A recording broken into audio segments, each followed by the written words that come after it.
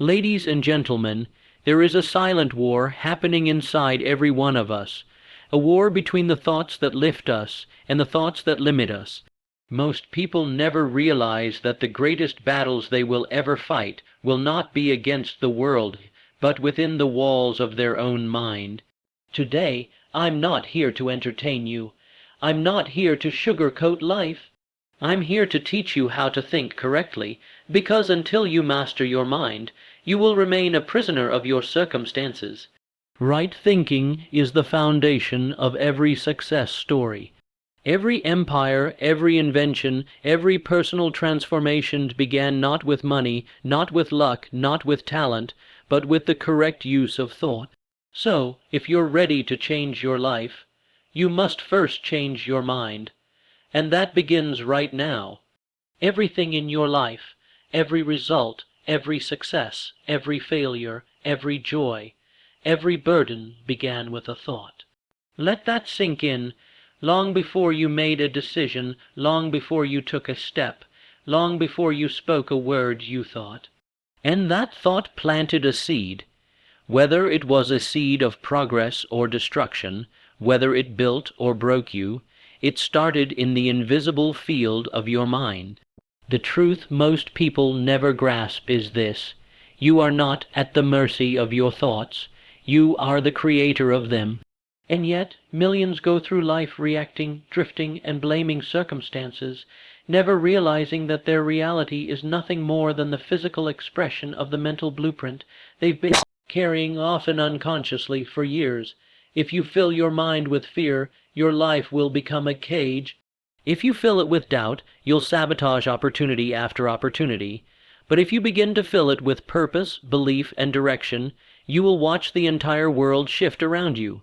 Not magically, not instantly, but inevitably, because thoughts are not just ideas floating in the air. Thoughts are energy. Thoughts are instructions you give to your subconscious. Thoughts are blueprints, and your actions are the builders. What you repeatedly think about creates the patterns you live by. What you dwell on becomes your reality. A man who thinks in terms of lack will repel wealth, no matter how many opportunities stand in front of him. A woman who believes she's unworthy of love will reject real connection even when it knocks at her door. You don't get what you want, you get what your dominant thoughts attract, and here's the most crucial part: you choose what thoughts you allow to live in your mind. No one else, not your past, not your boss, not your parents, you. Every day, every hour, you are making choices. You either think thoughts that serve you, or you entertain thoughts that destroy you, and you pay the price or reap the reward accordingly. But this isn't about wishful thinking or sitting still and hoping life changes. No, correct thinking is active. It's deliberate, it's trained. Just like a champion trains his body, you must train your mind. You must become the guardian at the gate of your mind, allowing in only those thoughts aligned with your purpose, your values, your vision. Begin to monitor your thoughts. Are they building the life you say you want, or are they tearing it down behind your back? Replace complaint with gratitude. Swap fear with clarity. When doubt speaks, answer it with faith. You are not weak.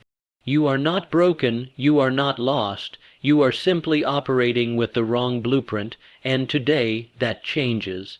Your destiny isn't in the stars, it's in your mind. Change the blueprint, and you change the structure of your life.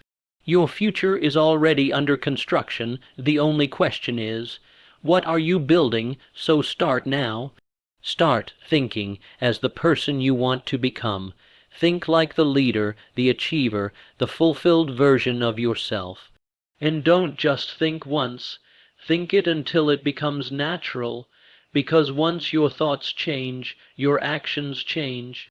And when your actions change, your entire life will follow. Most people are wandering. They wake up each day without direction, without aim, without a clear target in mind. And then they wonder why they feel unfulfilled, why they stay stuck, why their life seems like it's moving in circles. It's simple. Without a definite purpose, you drift. and drifting is the slowest form of destruction. You were not designed to drift, you were designed to decide. The moment you choose a clear, definite purpose, something bigger than survival, something rooted in desire and meaning, you begin to access a power inside you that most people never discover in their entire lifetime. Definite purpose is not just a goal. It's not a casual wish or a hopeful dream. It is a decision so strong that it burns in your bones. It's the reason you wake up early and push forward when everything tells you to quit. It gives your life shape, it gives your mind instruction, it gives your soul a reason to fight. Without it, you are easy to control. The world will pull you in every direction. You will chase trends, follow the crowd, and leave off the approval of others. But when your purpose is clear, distractions lose their power, opinions shrink, noise fades, you move differently because you know where you're going. Do not underestimate the force of a mind locked in on a definite purpose. It begins to attract the right people, the right resources, the right ideas. It awakens creativity, fuels persistence, and multiplies courage.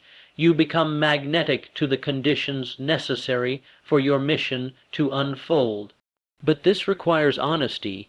It requires you to stop pretending, stop settling, and stop lying to yourself about what you really want.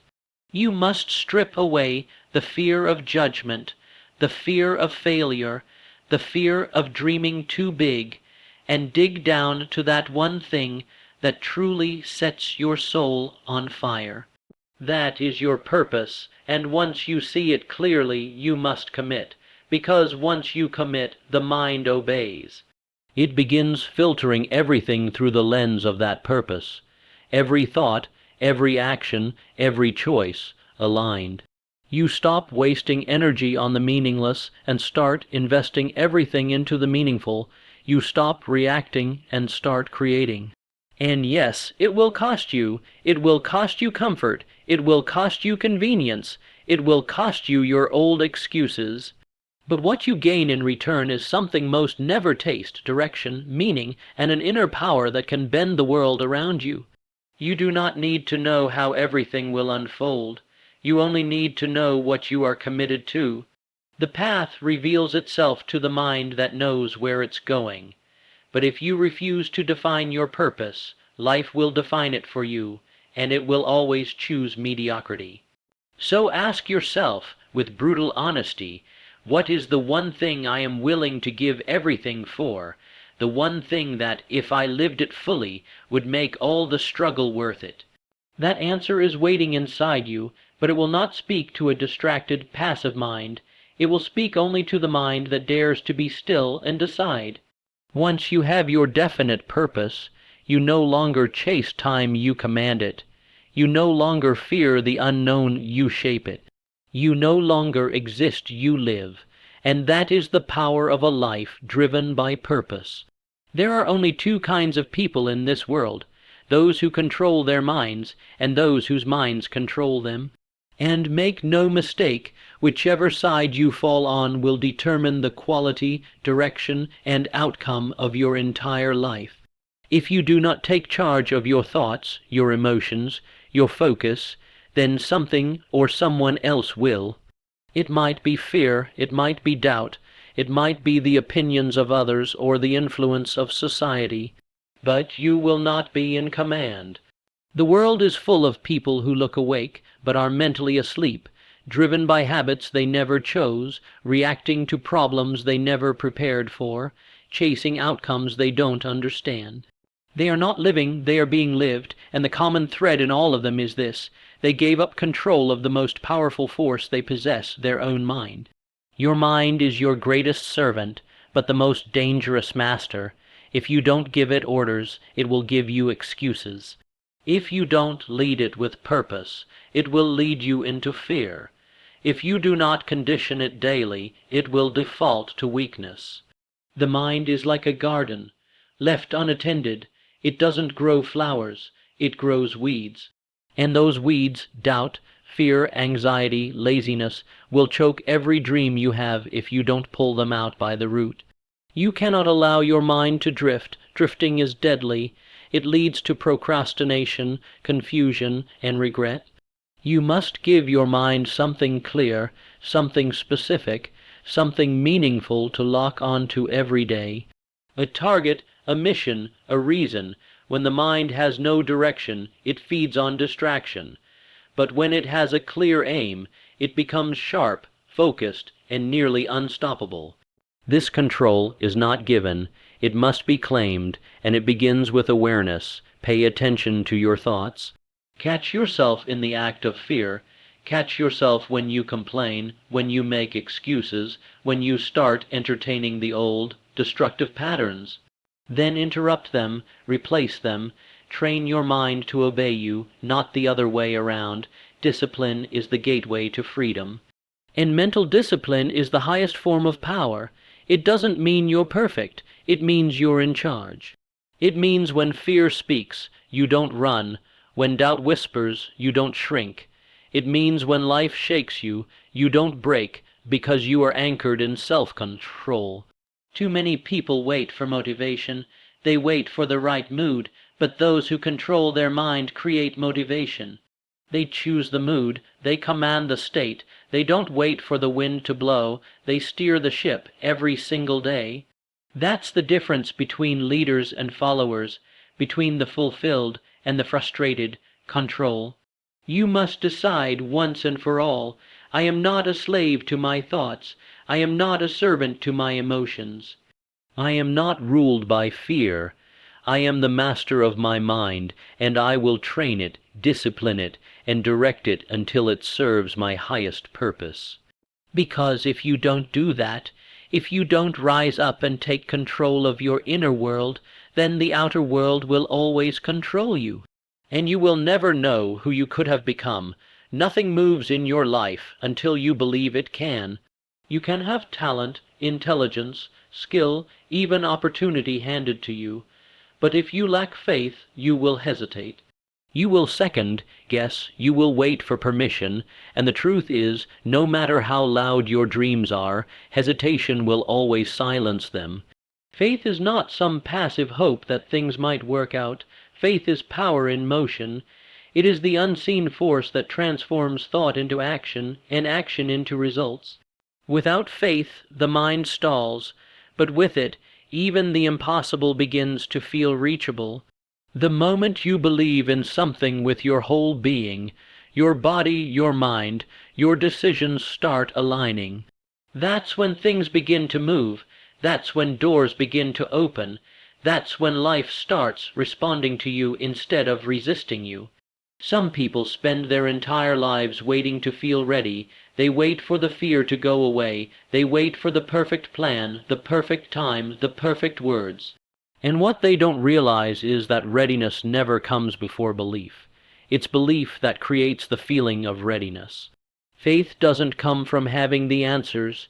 It comes from deciding that no matter what happens, you'll keep going until you find them. Faith gives you the courage to act when nothing around you guarantees success. It gives you the strength to stand back up after failure. It allows you to keep investing energy, time, and effort into something that no one else sees yet. And that's what separates the dreamers from the achievers. The achievers kept moving before the world clapped for them, because deep down they already saw the vision completed in their minds. But make no mistake, faith must be practiced. It's not a one-time decision. You don't just wake up full of belief every day. You build it, you affirm it. You reinforce it with every choice you make. Every time you push forward when it would be easier to quit, your faith grows stronger. Every time you speak life into your goals instead of fear, your belief deepens. Every time you reject doubt, even when it's screaming, you're training yourself to become unstoppable. And this belief must first be in yourself. You must become your own source of validation. If you don't trust your own ability to follow through, to figure it out, to stand firm, no amount of praise from others will sustain you. Faith in yourself is the foundation. When you build that inner trust, you become bold. You start to move with confidence. Not arrogance, but certainty. Certainty in your ability to rise, to adapt, to finish what you start. Remember, doubt kills more dreams than failure ever will. Doubt stops the journey before it even begins. It paralyzes action, but faith does the opposite. It ignites your will. It sharpens your focus. It turns resistance into fuel. So if you want to change your life, you must first change what you believe is possible. You must speak it. You must visualize it. You must act like it's already on the way, because your mind needs proof that you mean it. Don't just wait for signs, be the sign. Faith is not passive, it's aggressive, it's intentional.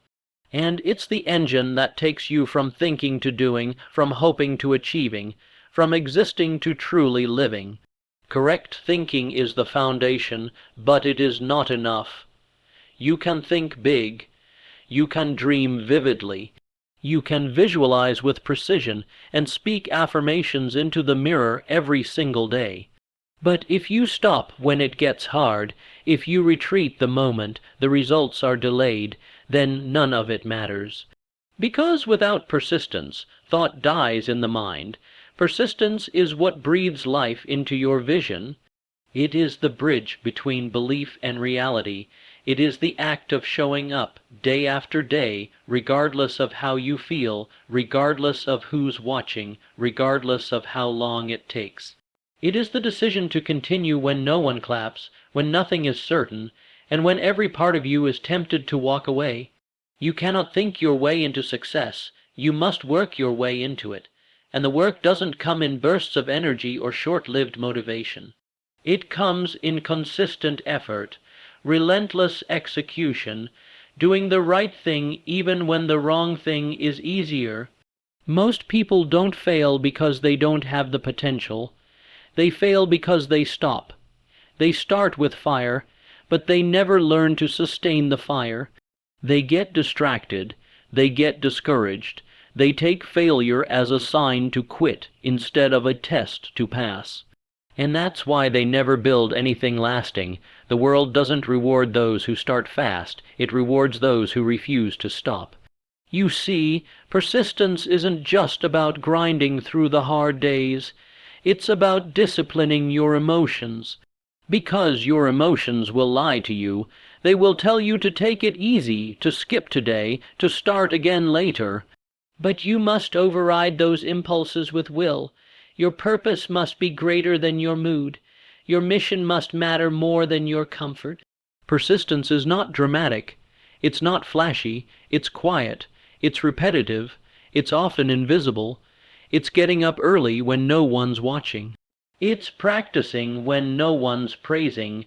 It's failing and then going again without needing permission to continue. The truth is, there will be times when everything in you wants to give up, but that's when you must go harder. Because on the other side of that resistance is the life you say you want, and don't be fooled, persistence isn't just physical effort. It's mental endurance. It's keeping your vision alive when nothing around you validates it yet. It's believing in the outcome even when the process feels like punishment. It's reminding yourself day after day why you started, and letting that reason carry you through the doubt. You don't need to be the most talented. You don't need to have the perfect plan. You don't even need to feel strong every day. You just need to keep going, one more rep, one more step, one more decision that moves you forward. That's how thinking becomes action. That's how dreams become results. That's how you separate yourself from the crowd. There are people less gifted than you, less intelligent, less skilled, but they are winning.